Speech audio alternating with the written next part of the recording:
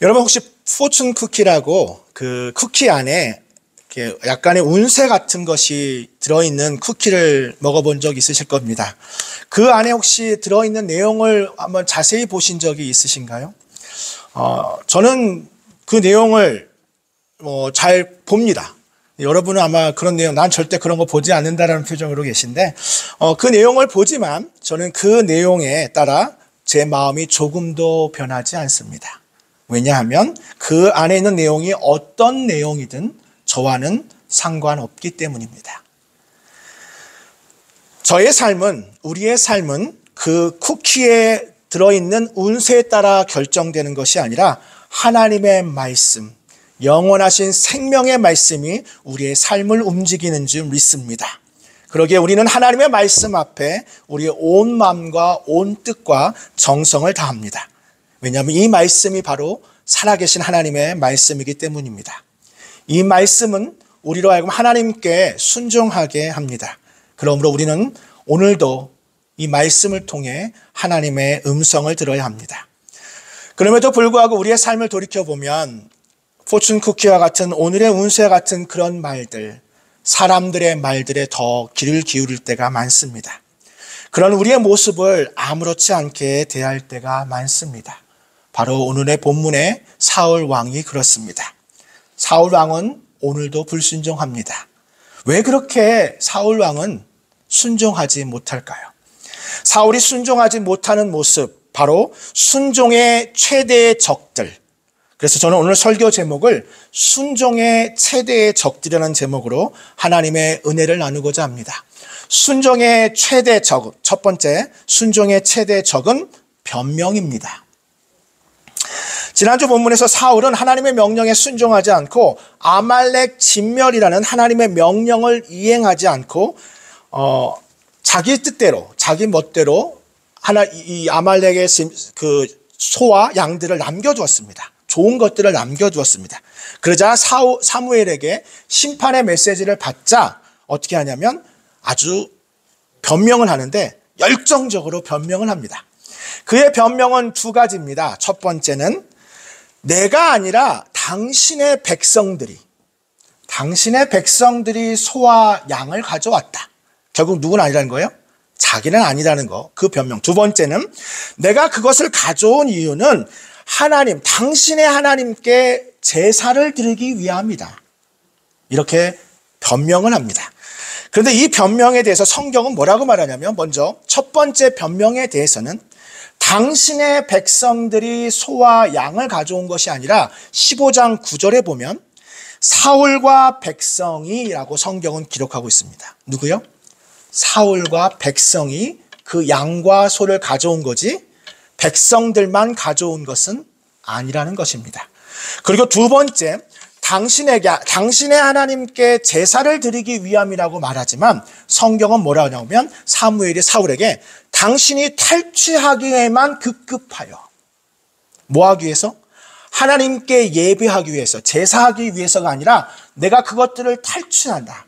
욕심을 가지고 그것을 가지고 싶어서 마음이 급했다고 성경은 말하고 있습니다. 그럼에도 불구하고 사울은 계속해서 변명만 합니다. 순종의 최대의 적은 변명입니다.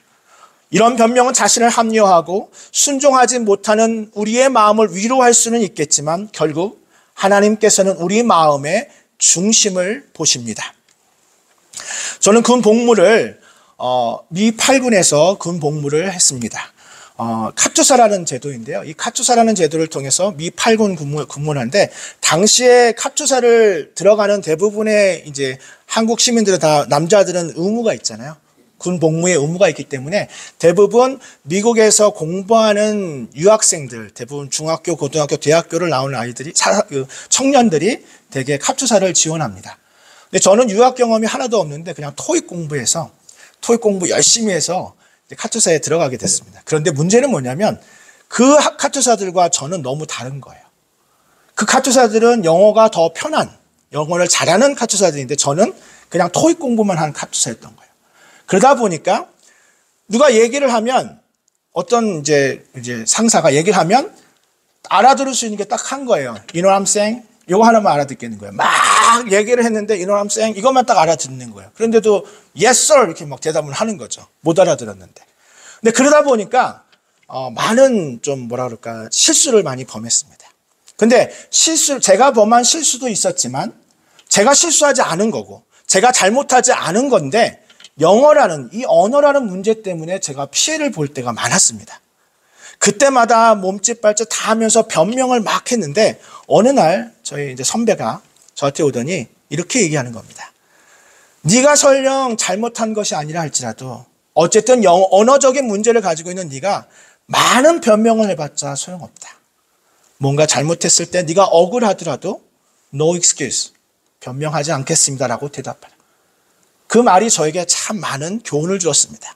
그 이후에도 억울한 일도 있었고 힘든 일도 많았지만 누가 이야기할 때 변명하기보다는 no excuse, 변명하지 않겠습니다. 그렇게 오히려 받아들이자 오히려 저를 더 이해해주고 격려받는 그런 경험들을 했습니다. 아마 우리 이민 사회 가운데도 그런 일들이 많을 겁니다. 억울한 일이 많고 뭔가 변명하고 싶은 일들이 많지만 그것보다는 내가 받아들이고 인정하고 그런 모습을 보였다면 사울이 그런 모습을 보였다면 얼마나 좋을까요? 그러나 사울은 변명하기에 급급하여 여러 가지 변명을 했지만 결국 하나님께서는 그의 변명이 결국 그 마음의 중심을 보시는 하나님은 그의 변명이 잘못된 것임을 또한 보여주고 있습니다. 우리가 변명하는 또 순종하지 못하는 그 최대의 적 가운데 좀 더 중요한 우리의 마음을 돌이켜보면 두 번째로 순종의 최대의 적은 거역하는 마음입니다. 거역하는 마음이 우리에게 있습니다. 순종하기 원하면 길이 보이지만 우리가 순종하고 싶지 않으면 불순종하면 변명만 보이고 또 근본적으로 그 안에는 우리 안에 거역하는 마음이 있습니다. 사울의 변명은 나는 어쩔 수 없었다는 변명같이 들리지만 실제로 그 사울의 근본적인 마음에는 하나님의 말씀을 거역하는 하나님의 말씀에 순종하지 못하는 그런 거역하는 마음이 그 안에 있었습니다. 말씀에 순종하지 못하는 최대의 적은 나 자신만의 방식으로 말씀을 해석하고 우리 안에 그 말씀을 내가 원하는 말씀대로 듣고 싶은 그 마음이 우리 안에 자리 잡고 있기 때문입니다.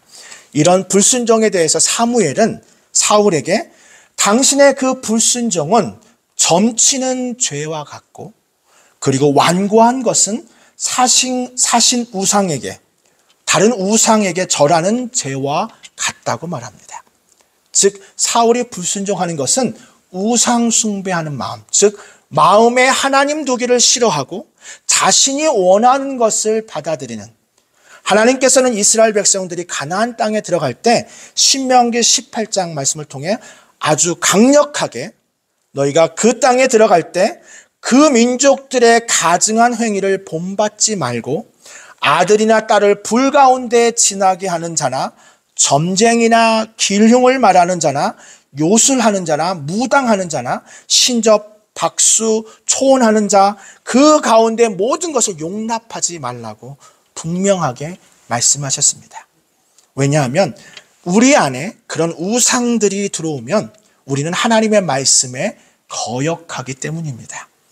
단순하게 소와 양을 탈취한 것, 소와 양을 가진 것을 넘어서 근본적으로 하나님의 말씀을 거역하는 불순종, 그것이 바로 우상숭배 그리고 그런 것들을 통해서 이런 것들을 하나님이 정말 싫어하는 것입니다.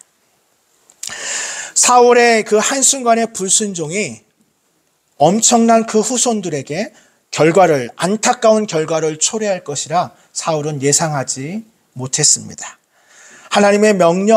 하나님께서 명령하시면 이해가 가지 않더라도 우리 안에 거역하는 마음이 생기더라도 순종하는 것이 우리의 의무이자 바로 그것이 지혜로운 삶의 방식입니다. 하나님의 말씀을 듣고 그 말씀 그대로 순종하는 것, 내가 원하는 말씀만 듣고 내가 원하는 말씀만 해석하는 것이 아니라 나에게 주신 하나님의 말씀, 그것에 바로 집중해야 할 것입니다.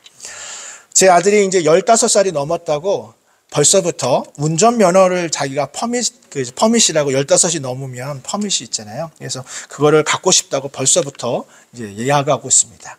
근데 저희 집에 차가 한 대이기 때문에 당연하게 차가 필요 없으니까 그 운전면허 네가 필요 없다라고 말하고 있지만 계속해서 그것을 요구해요. 근데 어떤 목사님도 그런 경험이 있으셨나 봐요. 그 이야기인데요. 그 목사님도 이제 아들이 와서 이제 그 아들은 이미 이제 드라이브 라이센스 퍼밋을 딴 거예요. 퍼밋을 가지고 있어서 이제 차를 사달라고 요구한 거죠. 나에게 차를 좀 사달라. 목사님이 자꾸 이제 이야기하니까 안 된다고 하니까 그럼 차라도 좀 빌려달라고. 근데 차를 또 빌려주기도 좀 이제 어린 그렇게 하니까 이제 목사님이 생각을 한 거예요. 그러면 네가 열심히 공부를 해라. 아주 열심히 학업을 하고 그리고 성경 말씀을 매일매일 좀 읽어라. 그리고 그 이제 아들이 머리가 굉장히 길었나 봐요. 머리가 너무 기니까 머리도 좀 단정하게 깎아라. 그렇게 이야기를 했다고 합니다. 그러니까 너무 차를 갖고 싶었던 이 아들이 공부도 열심히 하고 성경도 열심히 읽는 거예요. 그리고 찾아왔습니다. 아버지에게 아버지 제가 이제 학업도 열심히 하고 그리고 이제 성경도 열심히 읽으니까 차를 좀 빌려주세요. 그랬더니 아버지가 이렇게 얘기했다고 합니다. 성경도 열심히 읽고 공부도 열심히 하는데 왜 머리는 안 깎냐? 너 머리도 단정하게 깎아야 된다. 그랬더니 그 아들이 이렇게 말합니다. 아버지 제가 열심히 성경을 읽다 보니까 삼손도 머리를 안 깎고 예수님도 머리를 안 깎았네요. 그러므로 머리를 안 깎아도 될 것 같아요. 그래서 아버지가 그렇게 충고했다고 합니다. 그래. 근데 혹시 아니? 예수님도 삼손도 차가 필요 없었다. 걸어 다녔다. 그러므로 너도 어떻게 해야 된다? 걸어 다녀야 된다. 우리 하나님의 말씀을 해석할 때 하나님의 말씀을 읽을 때 내가 원하는 대로 내가 좋아하는 말씀, 내가 원하는 것만 읽고 그 말씀을 해석하는 것이 우리의 경향이 아닙니까? 우리는 모두 내게 주신 나에게 필요한 하나님의 말씀을 들어야 할 것입니다. 마지막으로 순종의 최대의 적은 나를 높이는 교만입니다. 나를 높이는 교만. 오늘 본문에서 사울과 사무엘의 마지막 대화에서 저는 깜짝 놀랐습니다. 왜냐하면 이런 상황이잖아요. 지금 사울이 하나님 앞에 범죄하고 사무엘이 이제 당신의 왕위가 끝이 났고 이제는 그 왕위를 다른 사람에게 주겠다고 이렇게까지 선포될 쯤 사울이 이제 어떻게 하면 될까요? 아, 그렇습니다. 내가 하나님 앞에 범죄했습니다. 하나님 앞에 내가 잘못했습니다. 이렇게 말하면 좋은데 저는 이렇게 말하기를 좀 소원했어요. 하나님, 사무엘이여 내가 하나님 앞에 범죄했습니다. 지극히 작은 나를 이스라엘 왕으로 세우신 하나님 앞에 그 음성에 귀를 기울이지 않고 백성들의 소리에만 집중했습니다. 사무엘이여 이제로부터 나를 기도해 주셔서 내가 이제라도 하나님의 음성에 순종하는 귀를 기울이는 삶을 살고 싶습니다. 어떤 벌이라도 괜찮습니다. 내가 왕위를 빼앗기더라도 내가 이제라도 하나님 앞에 온전하게 서기를 원합니다. 그렇게 나를 위해서 좀 기도해 주십시오. 라고 했다면 얼마나 좋을까요? 근데 사울이 사무엘에게 간청한 게 있어요. 그게 뭐냐면 그런 상황에서 뭐라고 말하면 내가 범죄하였을지라도 여기까지는 괜찮아요. 이제 인정을 하는 거예요. 그런데 뭐라고 하냐면 이제 청하옵나니 이제 내가 부탁하는 게 한 가지 있는데 그게 뭐냐면 이제라도 좀 장로들 앞에서 그리고 백성들 앞에서 나를 좀 높여주세요. 나를 좀 높여주셔서 나와 함께 돌아가서 내가 당신 하는 여호와께 경배하게 하옵소서. 이게 무슨 말이냐면 이 상황이 왜 그런 상황이냐면요. 어떤 상황이냐면 지금 사울이 이제 이스라엘 백성들한테 그런 이제 사무엘한테 그런 충고를 들으니까 좀 자기와 함께 좀 가자고 얘기를 해요. 근데 사무엘이 가기를 거절해요. 난 당신과 함께 가지 않겠습니다라고 그래요. 처음에. 그러니까 어떻게 하냐면 겉옷을 붙잡아요. 겉옷은 외투와 같은 거예요. 외투, 즉 두꺼운 옷입니다.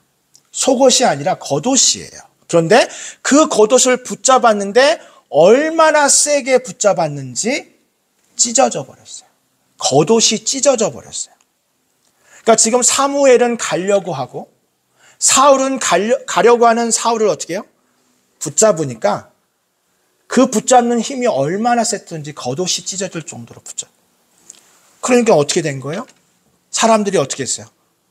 지금 그 심판의 메시지는 사울에게 선포한 거지 이스라엘 백성들을 다 모아놓고 선포한 게 아니에요. 지금 누구에게 선포한 거예요? 사울에게 선포한 거예요. 그러니까 사람들은 이스라엘 백성들은 아마 멀리서 봤겠죠. 근데 멀리서 보니까 지금 사무엘이 뭐 하고 있는 거예요? 사울이? 서로 겉옷을 붙잡고 뭐 하고 있는 거예요? 싸우는 것처럼 보이잖아요. 그러니까 이제 뭐라고 하는 거예요? 어차피 심판은 받았는데 사람들이 날 보고 있어요, 지금. 야, 이대로 사무엘이 가버리면 어떡해요? 아, 진짜로 사무엘과 사울이 뭐 했구나? 싸웠구나. 싸웠구나. 그러니까 어떻게 해요? 그거라도 좀 아니게 같이 들어가자는 거예요. 나를 좀 높여줘서, 나를 높여서 같이 예배하러 들어가자. 아직까지 사울은 뭘 원하는 거예요? 자신의 체면, 자신의 지위, 다른 사람이 나를 어떻게 바라보는지 끝까지 거기에 매몰되어 있는 겁니다. 여러분 얼주가라고 들어보셨나요? 여기도 그런 말 쓰는지 모르겠는데 한국에서는 이 말이 되게 유행입니다. 뭐냐면 얼어 죽어도 아이스 아메리카노. 내가 얼어 죽어도 겨울 추운 겨울이잖아요. 아주 추운 겨울인데도 나는 얼주가야 이런 사람이 있어요. 이게 뭐냐면 난 얼어 죽어도 아이스 아메리카노. 난 겨울에도 따뜻한 거 먹지 않겠다. 이거 굉장히 유행하는 말입니다. 한국에서. 얼주가라고요. 얼어 죽어도 아이스 아메리카노. 서슴지 않고 표현하는 거예요. 내가 원하면 난 얼어 죽어도 겨울에 아이스 아메리카노 먹을 거야. 이것이 바로 우리의 모습이 아닙니까? 어떤 상황에도 서슴지 않고 내가 원하는 것은 내가 반드시 하겠다는. 우리 잠언 29장 25절 말씀 한번 자막을 보면서 함께 읽겠습니다. 자막을 보면서 우리 함께 잠언 29장 25절 말씀 같이 읽겠습니다. 시작. 사람을 두려워하면 올무에 걸리게 되거니와 여호와를 의지하는 자는 안전하리라. 아멘. 사람을 두려워하면 뭐가 걸려요? 올무에 걸리게 돼요. 지금 사울은 누구를 두려워하는 거예요? 하나님을 두려워하는 것이 아니라 사람을 두려워하는 거예요.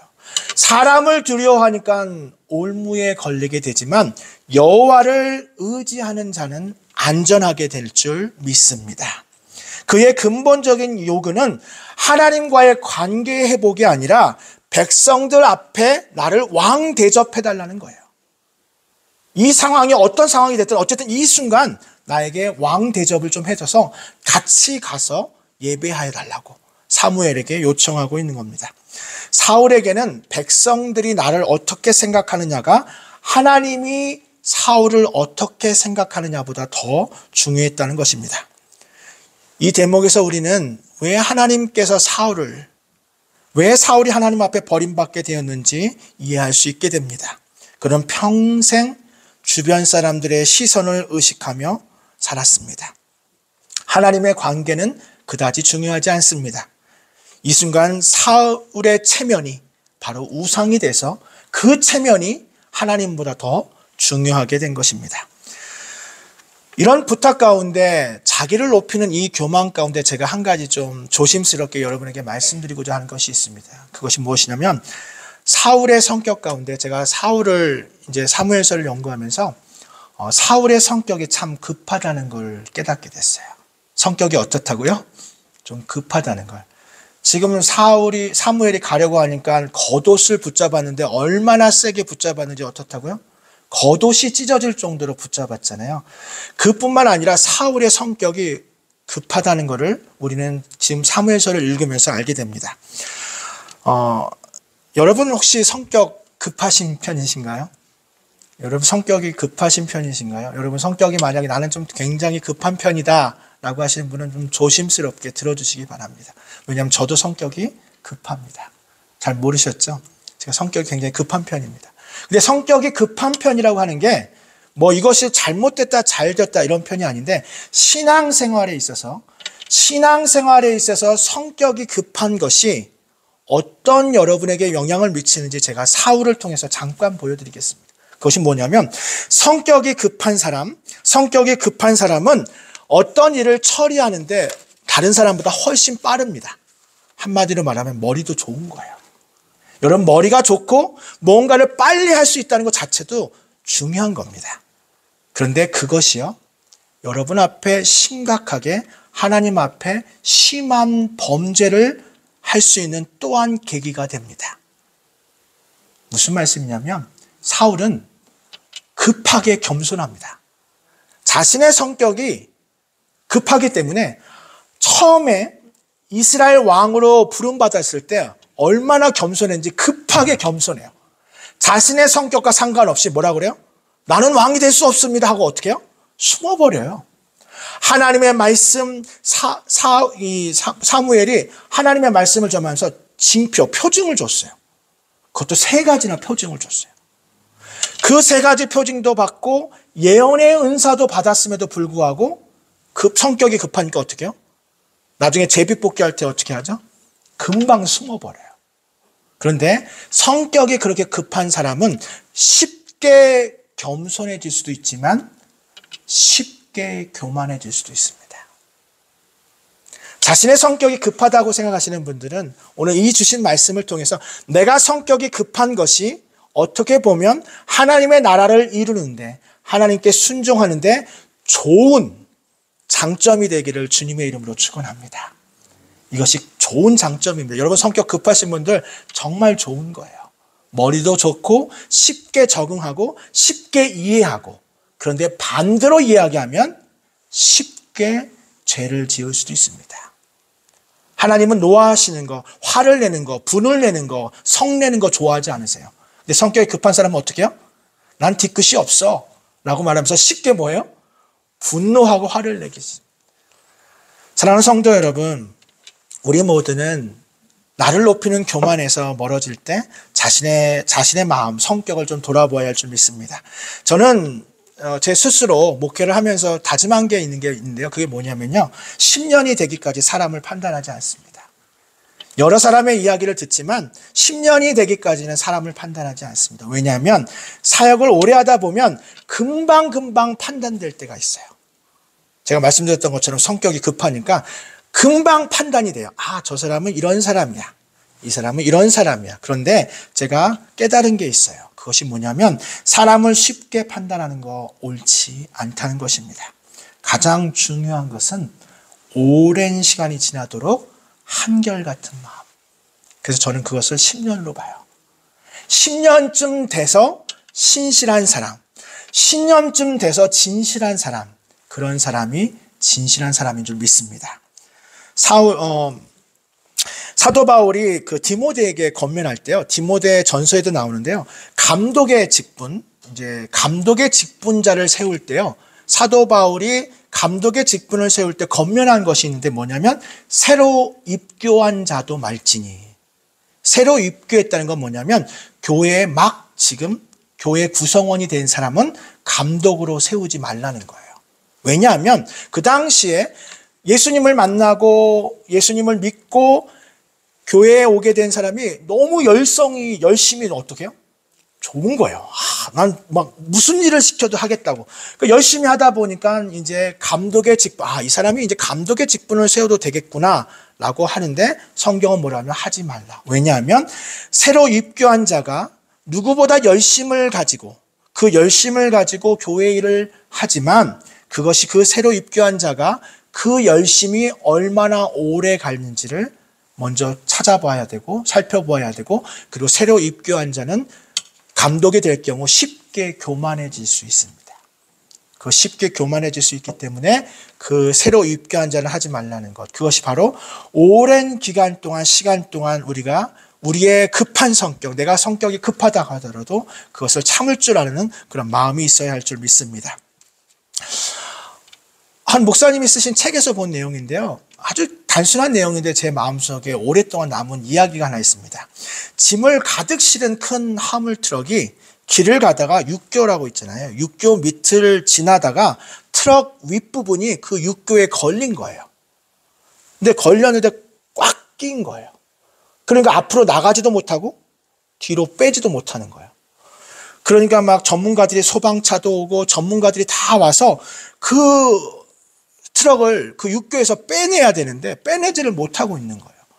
그래서 온갖 방법을 생각해 봤습니다. 혹시 그 차 육교의 윗부분을 조금 더 부셔야 되나, 또 육교를 절단하자, 뭐 여러 가지 이야기가 나왔는데 한 아이가 지나가다가 이렇게 얘기했답니다.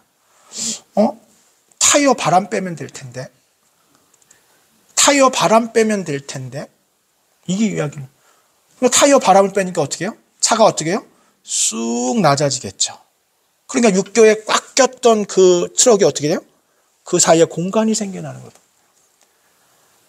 사랑하는 성도 여러분, 우리의 삶 가운데 우리 안에 있는 그 공기, 눈에 보이지 않지만 우리 안에는 교만이 자리 잡고 있어요. 저에게도 그 교만이 자리 잡혀 있어요. 근데 그 교만을 빼내야 비로소 무언가가 보이게 됩니다. 하나님이 원하시는 것이 보여요. 그런데 우리 안에 그것이 자리 잡고 있으면 보이지 않게 됩니다. 이제 다음 주부터는 우리는 다윗이라고 하는 새로운 인물에 초점을 맞춥니다. 사울 왕은요, 31장까지, 사무엘상 31장까지 등장해요. 그런데 성경은 더 이상 사울에게 관심을 갖지 않습니다. 왜 그렇습니까? 바로 사울은 이제 다윗을 쫓는 왕으로, 계속해서 다윗만 쫓는 왕으로, 다윗만 없어지면 된다라고 생각하는 왕으로 전락해버리고 그 불순종의 명예를 안고 끝까지 살아갑니다. 왕으로서의 체면, 교만, 왕으로서의 자신의 그 힘을 좀 뺐다면, 하나님의 말씀을 듣는 훈련을 가졌다면, 사람의 소리에 초점을 맞추지 않고 하나님의 음성에 초점을 맞췄다면, 왕으로서의 그 교만함을 버렸다면 아마 사울은 그 어떤 왕보다 위대한 왕이 되었을 것입니다. 그러나 사울은 그렇게 하지 못했습니다. 여러분의 삶은 어떻습니까? 오늘 나를 향하신 하나님의 말씀, 하나님의 음성에 귀를 기울이십니까? 아니면 다른 사람들이 나에게 대해서 말하는 것, 포춘 쿠키 같은 그런 오늘의 운세 같은 소리에 마음을 빼앗기고 있지 않습니까? 여러분, 오늘 하나님의 음성을 들으셨다면 우리 안에 있는 순종의 최대의 적, 변명하고자 하는 마음, 거역하고자 하는 마음, 그리고 교만, 이 교만에 대해서 하나님께서 말씀하셨으니 우리 안에 있는 나라는 공기를 빼고 하나님의 그 영광의 무게로 우리의 삶을 채우는 저와 여러분 되시기를 주님의 이름으로 축원합니다. 기도하겠습니다. 참 좋으신 하나님, 오늘 사울이 불순종하는 최대의 적 세 가지를 우리에게 말씀하여 주시니 감사합니다. 사울뿐만 아니라 우리의 삶도 돌이켜보면 어쩌면 변명하는 삶, 거역하는 삶, 그리고 나라는 교만이 가득한 삶을 살고 있진 않는지, 하나님 오늘 우리에게 말씀을 주셨사오니 이 말씀대로 회개하고 우리의 삶 가운데 늘 하나님께 순종하여 칭찬받는 우리의 삶이 되게 하여 주시옵소서. 감사드리며 우리 구주 예수님의 이름으로 기도합니다. 아멘.